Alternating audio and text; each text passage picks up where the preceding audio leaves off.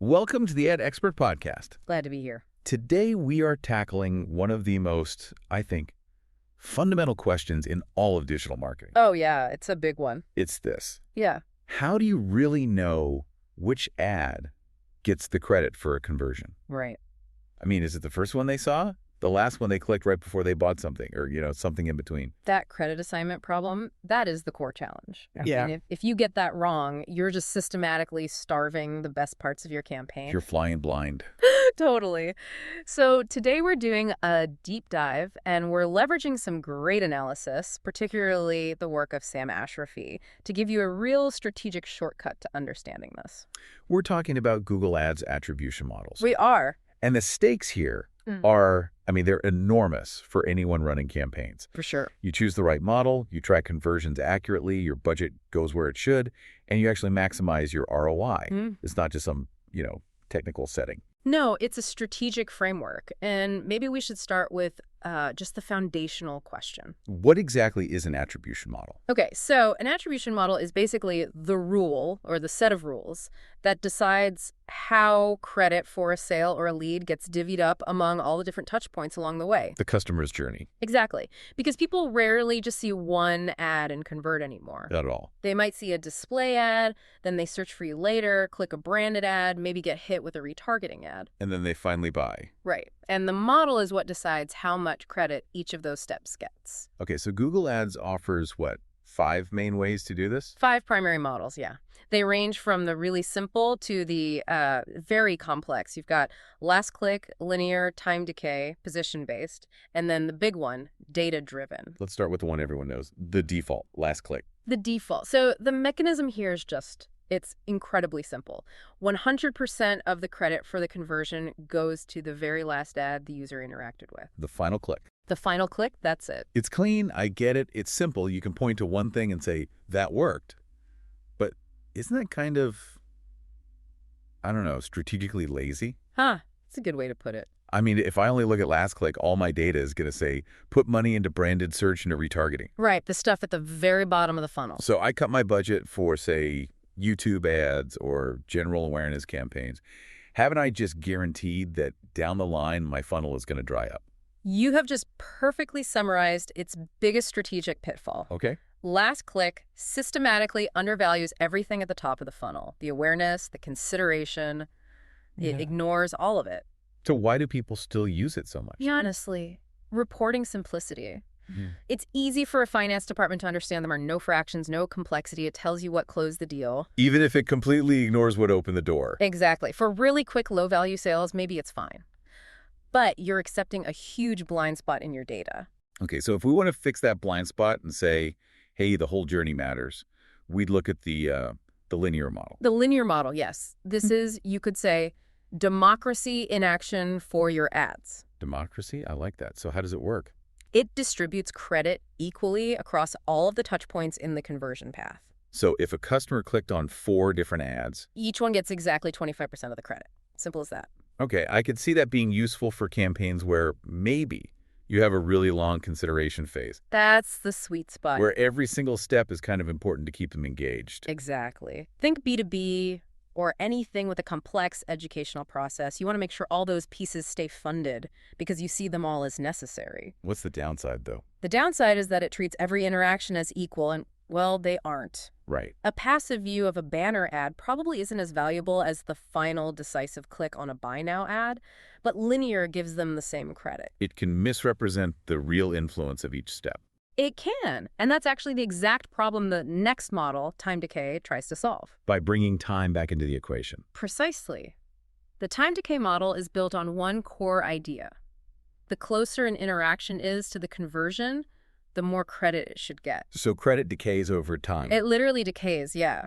The interaction from yesterday is worth way more than the one from 3 weeks ago. It usually works on like a 7-day half-life. Okay, so give me a real-world example. Let's say an expensive piece of software, a $5,000 sale. Perfect. The journey starts 90 days ago with a click. Then a few more clicks over the next couple of months, and the final click was on a retargeting ad 2 days before the purchase. In that scenario, the click from 90 days ago, it might only get, say, 5% of the credit. Its influence is old news. But the retargeting ad. The retargeting ad from 2 days ago could easily get 35, maybe 40%. It was the most recent, most persuasive touch point. So this is perfect for businesses with those long sales cycles. Exactly. B2B, high-end consulting, subscription services, anything where the most recent touch points are what really push someone over the edge. That makes a ton of sense. But Yeah. what if I care about both? What if I need to fund my brand building and my closing tactics? Now you're talking about the position-based model. The strategic hybrid. That's a great name for it. It stops looking at time or equal splits and just uses a fixed rule based on where the touch point happened in the journey. First or last? First and last. Let's break down that split because it's very specific. It's 40% to the first touch point, Correct. 40% to the last touch point, and the remaining 20% gets split among everything in the middle. Yes, that 40-40-20 rule. And it's kind of genius for certain businesses. Why is that? That first 40%, that's your brand awareness credit. It rewards the ad that introduced the customer to you in the first place. A hard work. The really hard work, customer acquisition. The final 40% is your conversion credit. It rewards the ad that closed the deal. And that little 20% in the middle just acknowledges the research phase. So your comparison shopping keywords don't get completely defunded. Exactly. It gives you a balanced view of both ends of the funnel. It seems way more insightful than last click, but it's still, a fixed rule that we're just applying. And that is the perfect segue to the gold standard, the model that tries to get rid of fixed rules altogether. The data-driven model. This is where machine learning comes in. It's what every sophisticated marketer wants to be using. Okay, so conceptually, how does DDA, the data-driven model, actually work? If it's not using a simple rule, what is Google's, black box doing? So DDA is the most advanced because it's not guessing. It uses machine learning to analyze all of your conversion paths. And the ones that don't convert too, right? And crucially, the paths that don't convert. It compares them. It identifies what the real value of each touch point is by looking at its contribution to the final sale. It's doing a sort of counterfactual analysis. So that's the technical term, yeah. It's basically asking if this specific touch point hadn't been there, what was the probability of conversion? So if a certain display ad is almost always in the path of your best customers, but it's rarely seen by people who abandon their carts, The model will assign a very high credit value to that display ad, even if it happened weeks ago. it's totally customized to my actual performance data. 100%. It is the most accurate and optimized way to measure impact.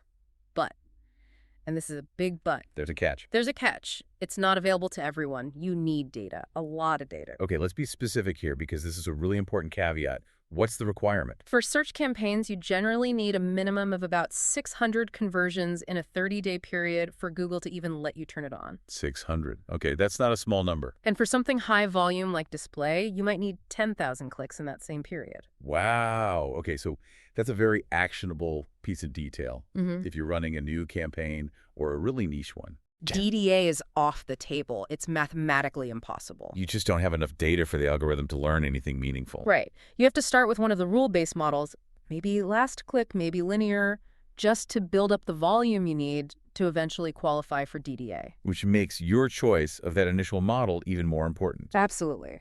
Okay, so we've got 5 really different ways to look at this. Let's make this practical. For someone listening right now, running their own campaigns, how do they choose? How do they get away from the default? It all comes back to alignment. Your choice has to align with your business's sales cycle and, maybe most importantly, your main marketing goal, your KPI. So if my main KPI is just immediate sales on an e-commerce site, quick transactions, Last click might actually be okay. It's efficient, it tells you what sealed the deal, and since the cycle is short, you're not missing much. okay. But what if my goal is brand building? If my KPI is just getting people to know we exist? Then you have to get off last click. You should be looking at position-based or linear. Because they value that first interaction. Yes, position-based especially. It validates that crucial first click and makes sure your upper funnel budget doesn't get cut by mistake. And for those long sales cycles we talked about, high-ticket items, subscriptions, Time decay is the clear winner there. It shifts credit toward the things that were most persuasive recently, so you can put more budget into your late-stage keywords and retargeting. so the goal isn't just to pick a model. It's to pick one that tells the right story about your customer journey. It's to make sure the credit distribution actually reflects what you, the marketer, value at each stage. If you value awareness, your model has to show that. Or your own reporting will mislead you into cutting the very foundation of your future growth. So choosing the right model, it really translates directly into better engagement and a higher ROI in your ad campaigns. It does. And for anyone who finds this process, a bit daunting, that's where a service like Ad Expert can really help guide you through setting this up correctly, making sure you're getting the most out of your campaigns from day one.